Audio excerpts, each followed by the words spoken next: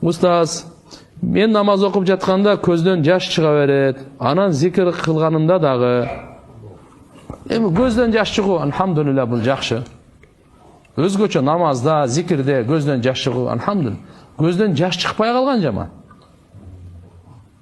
Көздөн жаш чыкпай калган жаман.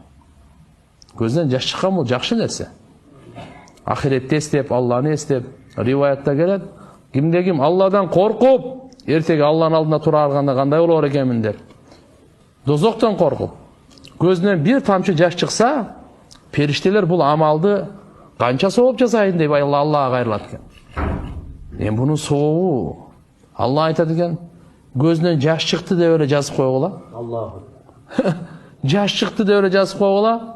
Эртеге сообун буну мен өзүм берем, менен башка эч ким билбейт дейт экен муну. Аллах.